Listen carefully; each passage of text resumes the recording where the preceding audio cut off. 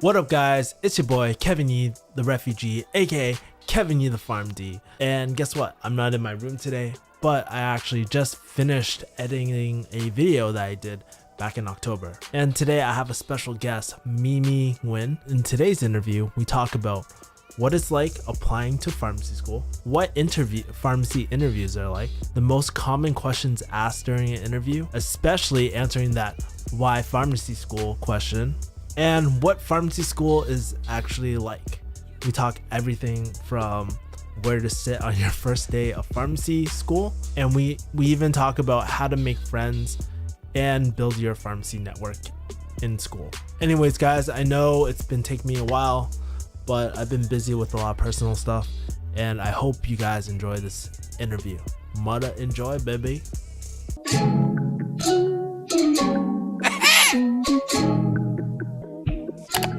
Okay, starting in 3, 2, 1. What up, guys? Today I have a special guest on my channel. Wait, sorry. Do you want to go by Mimi or what do you want to go by? Mimi. My channel is Mimi. Yeah. Okay. Today I have a special guest. Today I have the one and only Mimi Nguyen, or Nguyen as the white people say. What up, Mimi? How you doing today? I'm good. Just finished a round of exams, so catching up on sleep. That's the pharmacy lifestyle. So for y'all that don't know, Mimi is actually a first year in pharmacy school.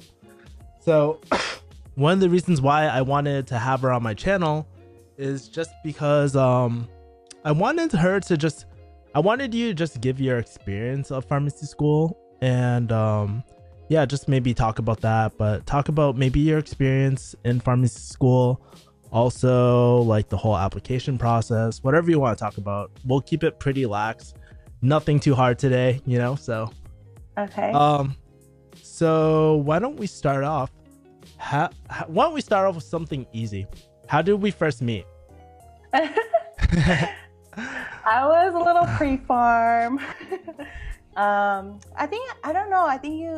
don't know if I was searching up YouTube videos or somewhere on YouTube. We definitely met on YouTube. I was just, spamming his comments, and then I think he was like, "Oh, shoot me an email" or something like that. I think I was actually wondering about letters of recommendation or something. And then we ended up Skyping, and then it was like a long friendship from there, right? Yeah, it's pretty crazy. And I think it's really cool that I'm able to meet so many people through like YouTube and actually develop a lot of friendships, Yeah. And that's part of why I asked you to be on my channel, because I get to meet all these different people in the pharmacy field, but I want to help share that so people can make better decisions, either with going through pharmacy or better decisions in life, because it's not an easy decision to make, as you know. Yeah. So tell me about your pharmacy application process. Oh man, it's so crazy because you question like everything in your life. I mean, it's probably nothing compared to like residency and all that, but it's just like applying to any other job, a little bit more rough because you've been working on the prereqs for so long, but you start getting super scared and nervous because everything's laid out. Like what were your leadership roles? What were your volunteering like what's your grades like? So it's a little bit like overwhelming, but when you're done, like it feels really good just to be done. Let me ask you this. What was the really overwhelming part? Like, from what I remember, it was like making sure that you had every little thing from each school, because every school is a little different with their prereqs and all that. Keeping track of the deadlines, that's really... Oh, yeah. My first choice school was... Actually, the deadline was a little bit sooner, like in December. Most schools are on rolling admission, but a lot of schools are a little bit earlier. So yeah, that was kind of a little... I think the hardest part for me was letters of recommendation, and my letters of rec, they wrote it last minute, so it's kind of a little panicky if you don't apply on time. That was the biggest thing for me because you got to look back and think like, who like can write me the best letter of recommendation. It's not just about like having one, but you want someone who can, you know, like be a big part of your application. So Yeah, that someone was that'll definitely write a big part. someone Flying colors and stuff. someone that'll write more than like Mimi is cool, you know? Yeah, exactly. Yeah. So let me ask you this. How did you go about finding your letters of rec? Yeah, I did reach out first to the professors. Professors was first, to the ones that I had a good relationship with, which is definitely hard if you're a university student. I mean, if you're in a classroom filled with like 100, 200 people, it's really hard. But yeah, it was professors first, but after that it was, I was actually brand new into a clinical pharmacy, and I wasn't sure if I could ask for letters yet, but yeah, I ended up asking some pharmacists there, and I got 2 pharmacist letter of recommendations, which are alumni at my current school, and then a professor as well. Was anybody so how did you go about asking for letters of recommendation? Well, with the best way honestly is in person, but yeah, for my community college professor, like I'm not around there, so I shooted him an email. I didn't know his office hours and stuff, but yeah, in person, like, you know, like I did say, I mean, I said things like, you know, like I enjoyed my time, like with the pharmacist, like I've learned so much since I've been here, like, you know, I'm applying this cycle. Like, of course I close it off saying like don't feel like you need to, like if you don't feel like you can write me a strong letter of recommendation, don't feel obligated to, you know, because Yeah. I want you to want to write me a letter, and they were more than happy to, because I don't know. Yeah, that's a really important thing, you know. You don't want to like, otherwise it's kind of like dating. It's kind of like it's a little bit like dating. Sometimes you might get rejected, you know, but it's not the end of the world. And you, at the end of the day, you don't want to force anybody to go on a date with you, right? That's kind of rapey.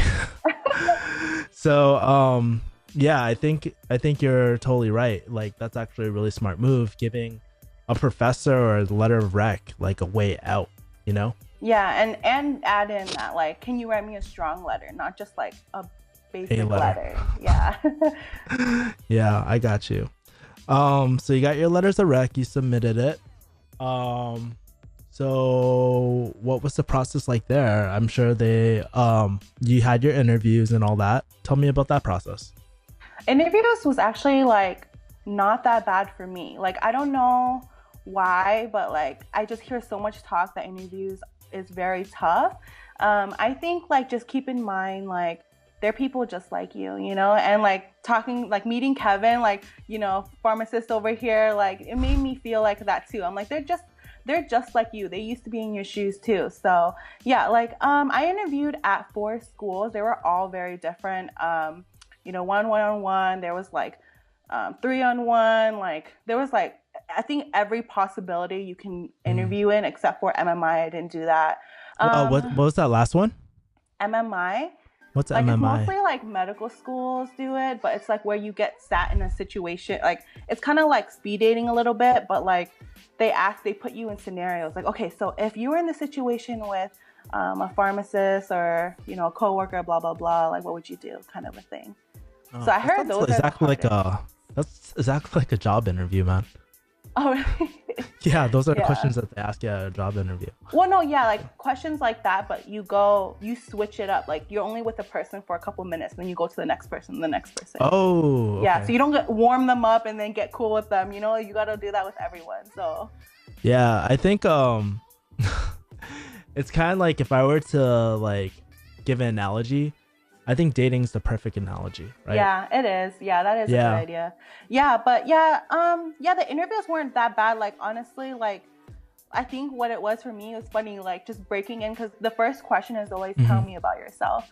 And like I give myself academics, but then in the end I'm always like, well, you know what I like to do on the side is I like making YouTube videos just for fun, you know, like, and I'll throw in there that's pharmacy related, and they really like that. It's very different from like throw in something different that shows you're a person, you know, and then and then they love that, and like it starts up conversation too. So and then just hit like where they show like interest in when you're responding, and it's so funny. Like one of my interviews, the guy even like closed his like notebook. He stopped writing notes. He just wanted to talk, you know? Yeah, So, yeah. yeah. I think that's a sign of a good interview too, because Yeah. just like you, just like they're trying to see if you're a right fit, you're trying to see if they're a right fit. Yeah. And when things just flow, fuck it, just close the notebook and the deal is sealed, you know? Yeah, and you got to think like that too. Like, is this a school you want to go to? Like, I know you're interviewing, you really want to go there, but like, if you don't have vibes with them, like, you know what I mean? Like, is that the program you want to go to for 4 years, you know?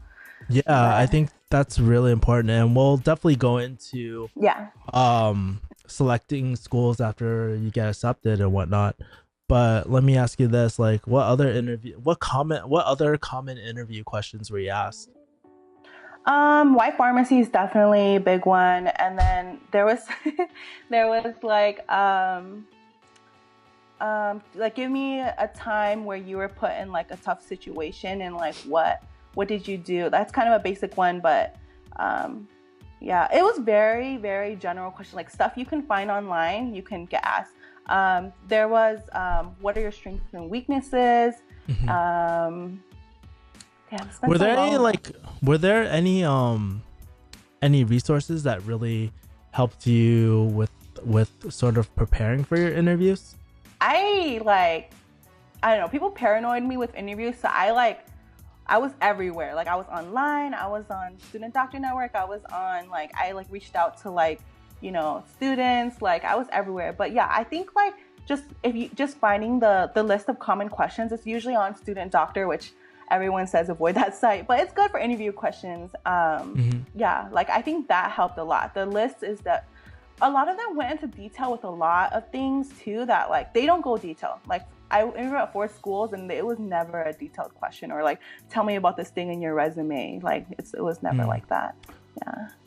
And for a question like why pharmacy, how did you prepare for that question? Because I feel like that's sometimes the hardest question because you want to give a real answer, but you need to sound professional too. Yeah, you know? Yeah, that was definitely it's crazy because you would think you shouldn't. I mean, some people just know. They known since high school. You knew since high school. A lot of people it fell on their lap in a way. You know what I mean? And I feel that's a very, in a way, kind of a personal question because you really have to think deep. This is something you're working on for a long time and what you're doing for pretty much the rest of your life, you know? But my answer was I just really like the one-on-one interaction. I feel we spend more time in comparison sometimes to other healthcare providers and that they can come and talk to us and I shadowed an independent pharmacy too, and she really knew her patients on a personal level. Oh, how is this? How did this go? I was wow, you really know your patients well. Versus my doctors don't know anything about me really, you know? Yeah. So I like that a lot. I definitely have to agree with you on that. I actually have a video coming out later about that actually. Okay. About community pharmacists and the importance we play. Because think about it. We know their personal lives, their personal stuff, which is very important for medication adherence, right? Yeah. And then if they trust us, they're going to bring all their scripts to us, right? Mm-hmm. So out of all the medical professionals, we have the most complete profile, especially if they have different specialists, right? Yeah. But more than that, they probably see us even multiple times a month. So they obviously know who we are. We build a certain rapport. Unlike sort of the other healthcare professionals, you know, when you're comparing number of visits, right? Yeah. So we definitely play a really important part. No, you're fine. Yeah, a little thing too, because obviously I'm still a first year. I've only been in school for 2 months. I don't really know exactly. There's so much out there, but even aside from community, even with if you do residency, there's just so many options that you can change up. If you most of the time, if you're gonna go to a route with being a doctor, for example, you're kind of stuck there because you did so much. residency, fellowship, and all of that. But pharmacy, you can change it up. Like if you go to residency and you don't like it, you can go back and do community. Like it's nothing holding you back like that. And I think we were talking earlier as well before the interview, like before this interview, and we were talking about the progression of your reasoning why pharmacy, right? Yeah. My why pharmacy, like in the beginning, is totally different from now, because you're not the same person as you change, as you grow, you know? Yeah, definitely. So that reason, like, what I'm trying to say is don't feel bad if you don't know, like, if you don't know to the T why you want to do pharmacy, right? Yeah.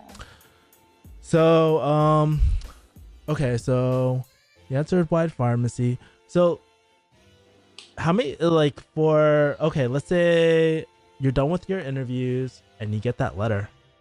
How did it feel? Oh, it was, I was kind of in shock. Like, I don't know, like, my first letter wasn't my first choice. So like, I was like, it was an instant. It was like, I think a day or two later I interviewed, and I was like, it felt really good. But I think when I got my first choice back, the feeling was like outstanding. Like, it's not a feeling that you can really describe and something you can really compare to from my experiences. But man, like, you think, like, I don't know, it shows hard work pays off, you know? Like, I got into a pretty good school in the end with not the best grades in the world. So I think showing that, you know, being a well-rounded applicant, it gave me like hope for me, and then even like my like subscribers too, like showing like, you know, you don't have to have like broke high grades to make it into a good school. So it felt so good. I don't know, I was getting a little worried, but yeah, my very first one, I don't know, it was whatever. Like, it was okay. But yeah, my feeling with my first choice, it was amazing. I can't explain it. I think you're kind of underplaying your accomplishments too. No. You're like downplaying it. Oh, okay, yeah. Tell people a little bit about your schooling history, because I think that's very, very important too. Yeah. To factor in how big of an accomplishment this is for you. Yeah. You know? Oh, it's so crazy. Like my grades, like, I didn't even want to tell like anyone about it like before, but I think like announcing it on like YouTube, it was kind of like a little hard. But so I went to community college at first, and I wasn't really into school that much around that time. I partied a lot, like, honestly, I did. And school still mattered. I went to class, but I didn't really care to get straight A's or anything like that. So yeah, that happened. And then when I realized it was time to take things seriously, like, I only had a couple classes left until my prerequisites were done. So like, what was gonna really count wasn't really there, you know? So yeah, like the rest of my grades for my bachelor's, yeah, I did get pretty good grades, but the main ones, like the ones where they're gonna compare you with everyone else, yeah, those were like mediocre as well. But so my grades weren't all that. Like, my overall GPA was probably like, I think 3.1 or something like that. Mm-hmm. Yeah. So, and in comparison to like my classmates, my GPA is not that good. So yeah, but like, I shadowed a lot, I volunteered a lot, I showed interest, and I'm not just like I'm not just a student, I'm a person too, you know. I have other stuff going on, but I'm very interested in the field also. So I think that helped a lot. I think a quick question too, like, when you were going out, when you're partying a lot, what did you think you'd be like in the future, like career wise?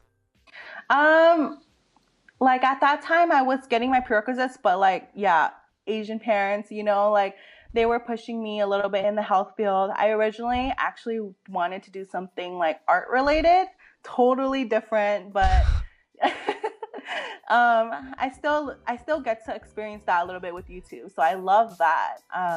But yeah, I don't know, like I feel like that's such a huge decision. Like, how do they make you decide what you want to do for the rest of your life? Like, straight out being like 17, 18 years old, you know what I mean? Like, yeah, I say that all the time, that, you know, you're constantly changing as a person. What you want will always change.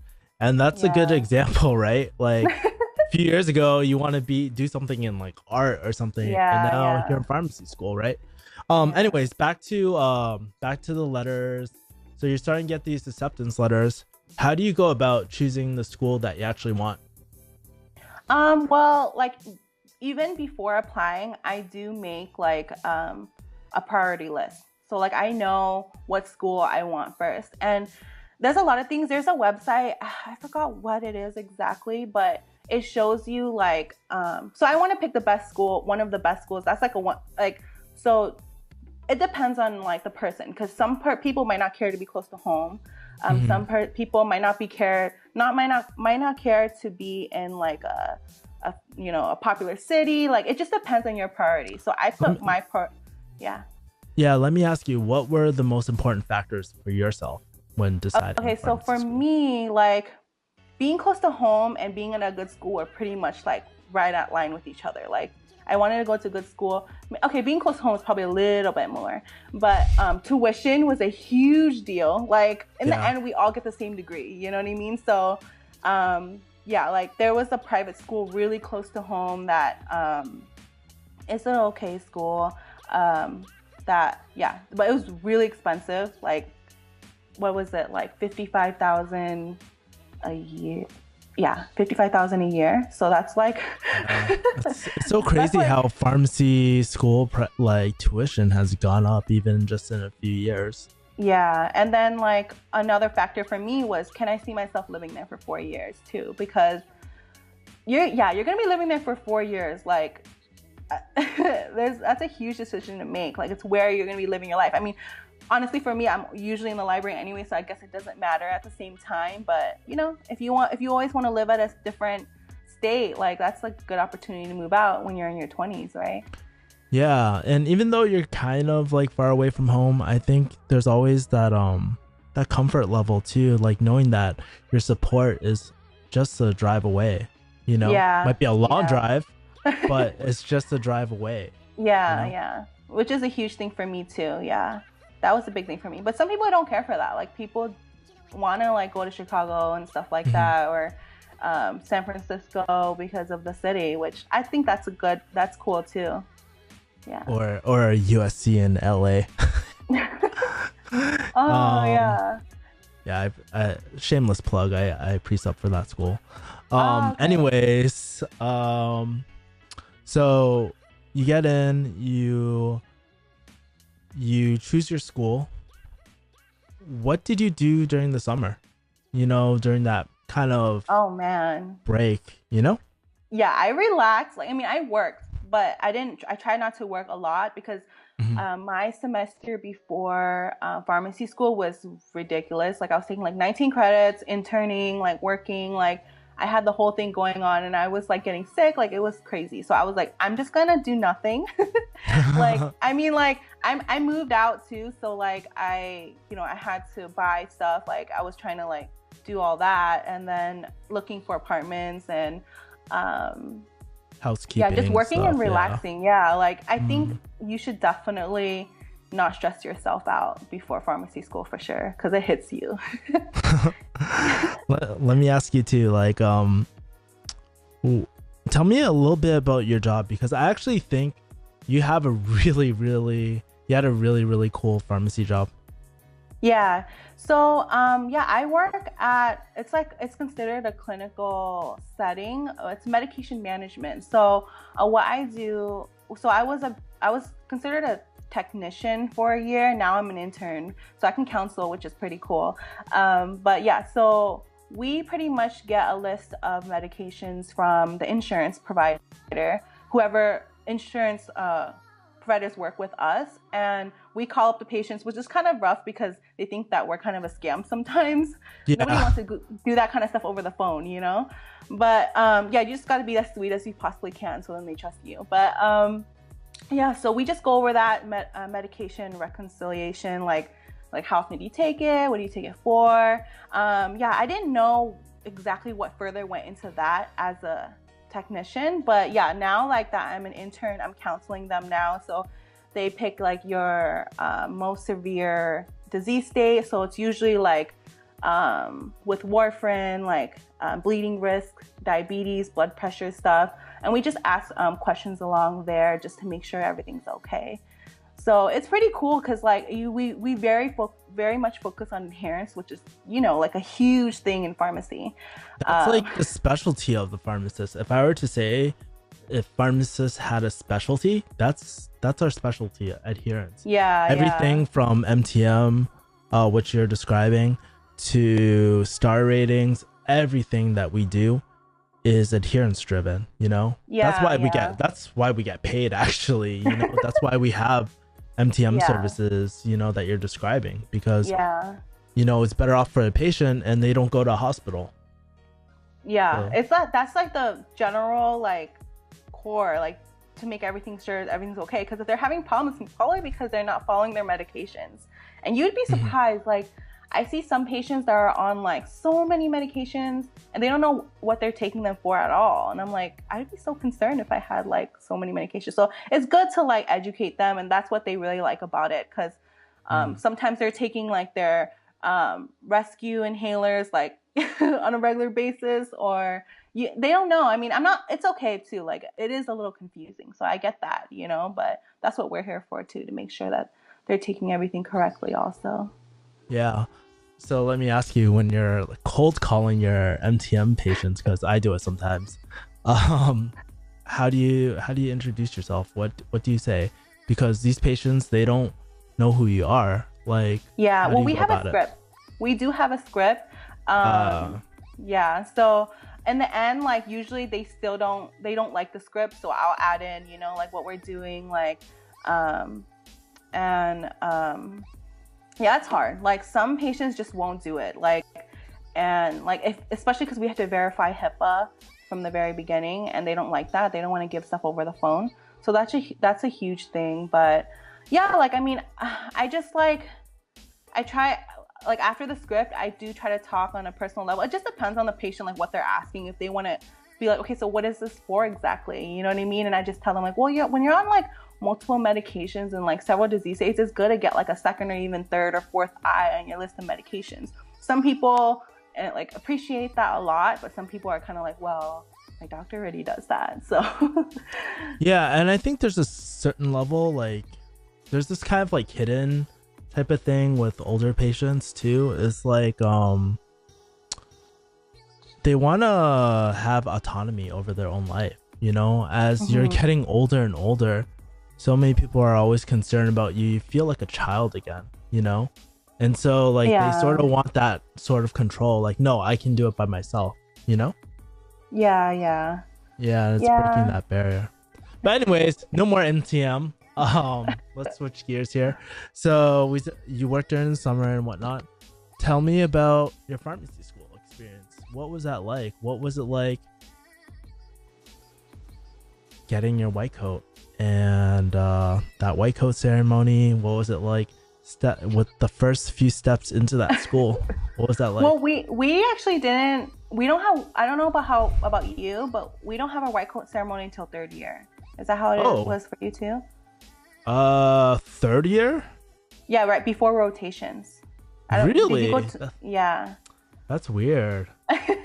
Yeah, so we were just given our coat, like, oh, line up, grab your coat, kind of a thing. So yeah, I was like, really? Like damn, no white coat ceremony for you. I mean, that's typically a tradition for most pharmacy schools. Like most pharmacy schools I know. Yeah. Oh, okay. That's what I thought was gonna be too. I was surprised to find out it was third year, which it makes sense because that's when you actually go on sites. But like, I mean, we do stuff now, like at health fairs and you know, so but they just go up to you and with the plastic bag and be like, here. Yeah, that's how it was. Kick rocks, kid. Yeah, but funny. It was cool, like putting it on, like, you know, we lined up, we went back to our classrooms, everyone was like trying it on, and it was kind of cool being in like a room where everyone was putting on their white coat for the first time, which is pretty cool. Yeah, like starting pharmacy school, like so half of my orientation was in the classroom, so it was pretty cool to look around and be like, okay, like this is where I'm going to be spending a lot of time in my classroom, which was cool too. But yeah, pharmacy school, oh wow, it was like I was super overwhelmed my first month of school.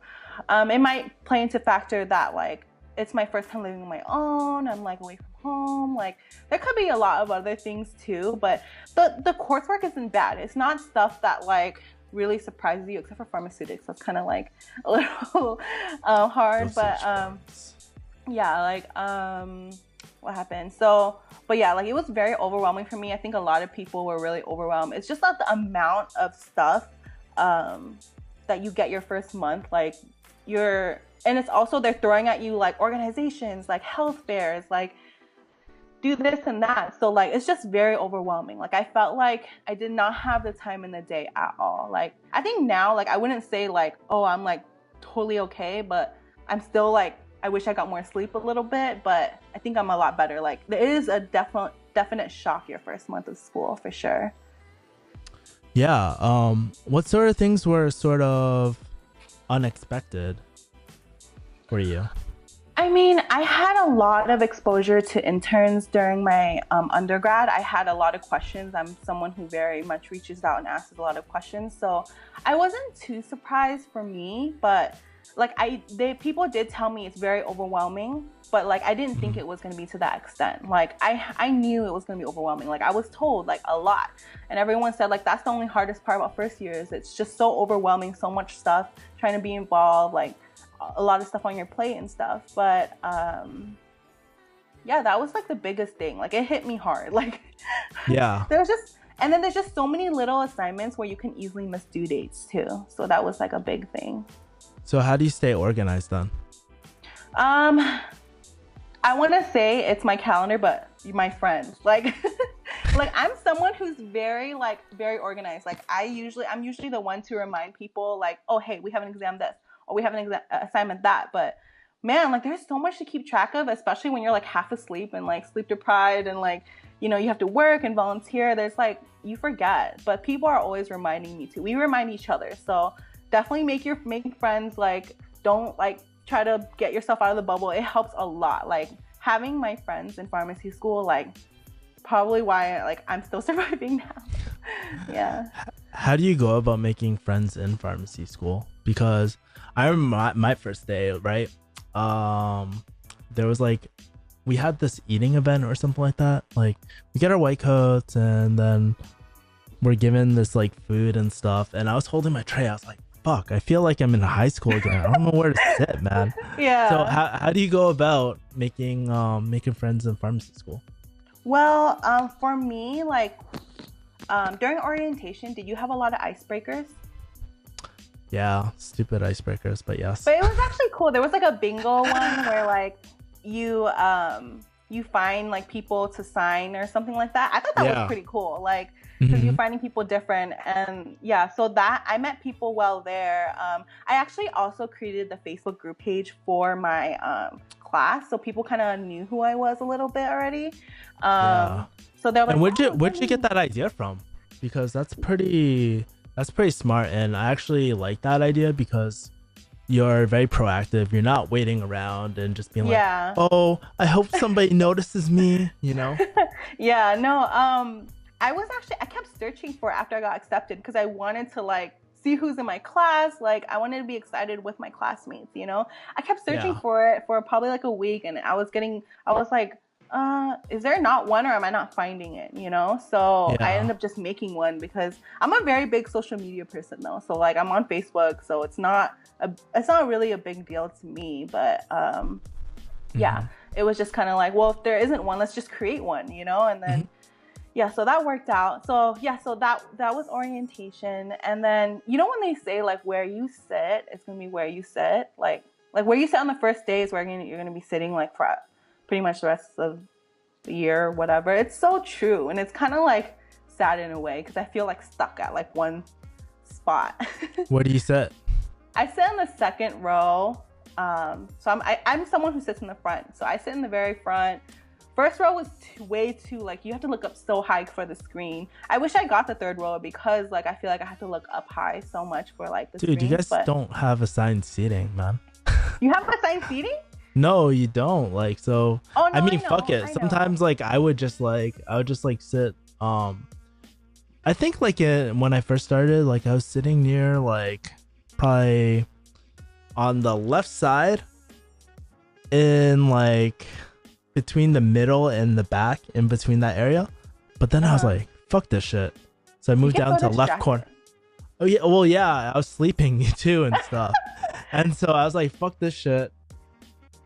I started sitting in the very front on the left side and whatnot. And so no one sits in the front anyway, so it's easier for you to sit in the front, right? I don't know about your school. No one sits in the front row in my school. I mean, there's people there, but it's like half of the row is filled. Like you can easily sit there if you wanted to move. But for me, it's like, I don't know. But then like those are the people who you end up talking with too. But it's probably best to be close to the front because like there's days too, because I have friends in the back too, and like sometimes I'll join them. But I get really distracted. Like people are on Facebook, like, okay, that sounds bad, but yeah, like people are just, I'm just someone who just, my eyes wander a lot. So I'm way better when I sit in the front. Yeah, so that's okay. But like focus is key. Yeah, you're going to be in class and then you're stuck in that room. I don't know about you, but we're in the same classroom like all day. And that's most pharmacy schools too, right? Yeah. And that was a big thing for my interviews too. So like when you get interviewed, they show you your classroom and you got to imagine like this is where you're going to be sitting, taking exams. Like, so you're going to be sitting in this class for like from like 9 a.m. to like 4 p.m. Like it's, yeah. And I like my classroom a lot compared to some other schools. They were like tiny little desks, like the ones where you fold up or whatever. It's a big deal for me. It's something that I'm serious about. Welcome to jail. Your jail cell. Yeah. So we talked a little bit. Oh yeah, we got off topic a little bit. We were talking about friends in school. Yeah. So I want to ask you. Yeah, I think this is probably your stronger suit.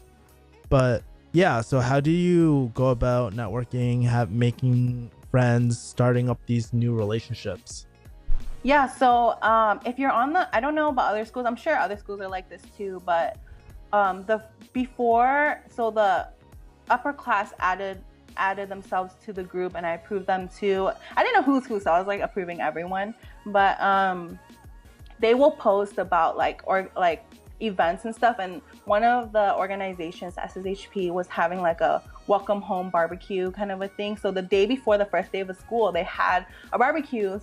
So I met people a lot there. So like anything like I don't know, I feel like a lot of people kind of hold back on that, maybe just because it's so overwhelming. But every opportunity you can, like, try to be involved, especially in the beginning when you don't have exams yet and you're barely learning anything. Like, go to every event you can, because that's your chance to like meet people. And that's why I know like the back of my class, because otherwise I wouldn't know anyone else but the people I sit around. Yeah. And so that's one way, but also like we were talking before the interview, like this video too, you also do a lot of social events too, like and volunteer, like health fairs as well, right? Yeah. So I don't know, I think I naturally just want to be involved. I wasn't involved in undergrad that much, so I think all my energy from there is coming out now. Like well, I've always been told too by interns when I was a pre-pharm to be involved as much as you can your first year. I mean, you could probably jump in on this too, but isn't like your second and third year, like those are like the way, like it's a lot harder to be involved because your classes get harder. Your classes are very basic first year. Is that correct? Yeah. So well, I mean, for my school, I went to a 3-year school. So for me, the first year was like your basic pre-pharm classes, right? So like your biochemistries, your pharmaceutics, like those type of classes. But then the second year for us was the actual heart, the bread and butter of pharmacy. So therapeutics, the art of trying to select a drug, right?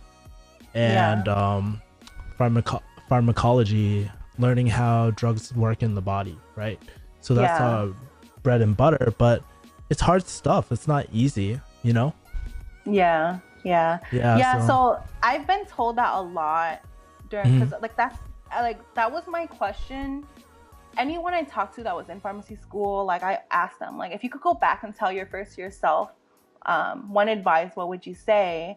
I would ask that, and of course they would say like, you know, just to be more involved their first year. That was a huge thing that I got, because now like some of them weren't involved at all their first year because they wanted to be all academic, and then now they're like dying, like trying to be so involved second and third year while doing all these classes too. So I just kept hearing that. So I feel like the best, instead of just going through it, I feel like the best way to learn too is like asking other people and having their advice, because they went through it. You know what I mean? Like, so like that's why I give back with my channel. Like I learned from my mistakes or my things I've went through that I want to give back with. So I'm asking other people, and yeah, they were definitely like be involved. So I'm trying to be involved, and it's fun too because like everyone's usually on the same schedule as you, especially if they're in your class. Like you guys all have exams at the same time. You guys all can go out at the same time. Like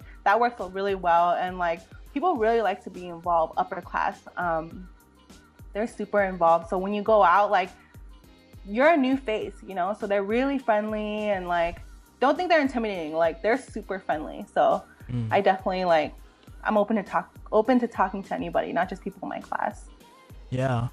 And I think it's also really cool too, because you're telling me you've been going to a lot of different speaker events, or when people are talking, like you email these these people that are talking. Tell me about that. Where did you get the idea, and how has it paid off so far, if it has? I don't know. Like I don't know where the idea came from. Like I mean, I reached out to you too, like on YouTube, and maybe we just talked about too, like, you know, you're like, oh, just ask them, like, you know, like, can I take you out for a cup of coffee? Like, I need to start doing that. I forgot all about that, and someone reminded me. Like, I was talking to this guy. He was like, oh, you should do the coffee. And I was like, oh, yeah, I forgot about that. So I think that's a good thing. But yeah, so we have a lot of lunch meetings for our organizations. I'm not sure how other schools work, but we get a set deal our first year where you pay like around $100 to be in. And organization fees are what? They're usually like $50 an organization, or 40, 30, something like that. So it was a good deal, like 5-6 organizations for like 100 to see like what you liked.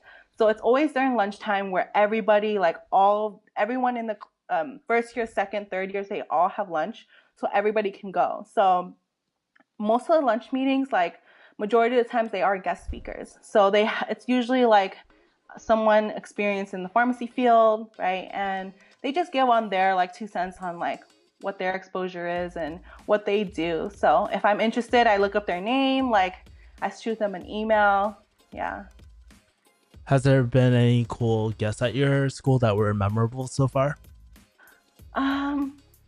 I can't think of one that hits exactly, but I just feel like a lot of, because I haven't went to too many lunch meetings because it affects with like work. I work right after school, or if I have like a gap before school, I'm working and I'm rushing to school. But I feel like a lot of the alumni at my school that come back and talk, like they're very successful and they sound very passionate. So like it makes me feel really proud to be at the school I'm going to. But there's so many different fields. Like it's really like what people say, where it's not just like clinical and like hospital. There's just so hospital many and retail things. Yeah, there's so much more. Tell me about tell me about some of the other fields out there that you learned about this year. I don't have like specific names directly. I mean, there's a lot of specialty too. Like you can do hospital, but you can specialize. Like there's like HIV, there's like psychiatric, there's those are the ones that kind of stood out to me a little bit. Oncology. I didn't even know that I don't know, maybe I'm just like a little bit like ignorant in the field, but I didn't even know they had like a emergency department, like pharmacists that they're in the emergency department the whole time. Critical care. Oh, okay. Yeah. So I mean, that's still more like clinical, but I can't remember the name specifically, but that's actually one of the most respected residencies actually. Really? Brian was actually telling me about his co-resident, which I'm actually doing a collab with. But Okay. yeah, basically he's telling me like critical care pharmacists are really looked up to because they're pretty much practicing at the top of their license, you know? Yeah. No, And so, I definitely shot him an email. I haven't heard back yet, so I'm hoping he's just being yeah. busy or something. But I yeah, heard a I'm very cool interested tip. in that. I heard a cool tip the other day, actually earlier this morning when I was interviewing my friend Tam, and he was talking about, we were talking a lot about relationships, right? How to cultivate relationships, how to go from a cold contact to a really warm and even friends at the end of the day. And Yeah. it's not just like, the way I put it, it's not just a one night stand, but it's kind of like a long-term relationship where you go on multiple dates, see if it works out, and if it works out, it works out. But what you do is actually tell them what was valuable, how it changed your life, and keep on doing that, you know, as well. So Like our closing up the friendship. loop. Pretty much. I mean, like, you ask me for advice a lot of time, like how do I get letters of rec, stuff like that. Maybe you take my advice, maybe you don't, you know, but at least you, like, later you let me know what happens, and it feels good to be able to help you during that time, or just like talk things through, you know. Yeah. As someone who gets emails and stuff like that, and as someone who people ask questions to, like, it feels good when people follow up. There's, I think, a lot of, like, it's human nature to really enjoy that contact, that mentorship, you know. Yeah. It's actually one of the reasons why I still do pharmacy, is because if it wasn't for that mentorship, if I didn't have interns, it would feel very, very lonely, because you want to give back not only to your patients, but you also want to give back to your roots, man. Yeah. Definitely. I feel you there. So let me ask you this. So a lot of people say pharmacy school is busy and whatnot. Do you have a personal life? Do you have enough time for a personal life? I have a personal life with my pharmacy friends. Yeah. But yeah, it is hard, like outside of that, like my friends at home, or relationship or family and stuff like that. It is a little bit harder, I would say. I think I'm still trying to figure out how to balance that out. But the reason why it's easy to balance with friends, like some of my classmates, they don't do anything. They just study, and then during their free time, I don't know what they're doing either. But like whenever I have that free chance, when our round of exams over, like I'm definitely out and I'm with my pharmacy friends, because usually if there's something going on that's it's not pharmacy related, but it's like a social event, you know. It's not like, oh, a health fair or anything like that. Yeah. But yeah, like, I was just gonna say, like, it's hard, like personally, like with family and friends before pharmacy school. Yeah, it's really tough. And I think for me, what I noticed was that, because I noticed that I have my friends back home and then my friends at pharmacy school, and I was spending more and more time with my friends at pharmacy school, because I don't know, it's almost like your second family. That's the best way I can put it, because think about it. You're all in jail together. They're your cellmates. Yeah. You know, they have your back, you have their back. You let them know when the exam is. They let you know, like, you know, it feels really good to have like people like that in your community, especially your personal life. I mean, for me, like when I was in pharmacy school, like there would be these bar events or club events or socials and stuff like that, not pharmacy related, but we just totally vibe out and just get to know each other. And at the end of the day, like you said earlier at the beginning, we're all people, right? Yeah. You know? Yeah. Okay, so let me ask you this. Was there anything that you wanted to talk about on this video? Anything else? Because we covered a lot. We covered your everything from application process all the way to how many months have you been in farm school now? Only like 3? Not even 3 months. Yeah, almost 3 months, right? Yeah. To your first 3 months in farm school. So was there anything else that you think that that this audience should know before I going mean, into pharmacy, or words of advice? I already touched base on there, but like, if you're like me and like it's gonna hit you a little bit like overwhelming wise, I feel like I can get a little overwhelmed. Like if you're moving away from home, like you don't know the city or town and like all of that, it does get better. Like I was kind of like, is this how it's gonna be for 4 years? Like this is so stressful, you know what I mean? Like I was having like mental breakdowns, like it was ridiculous.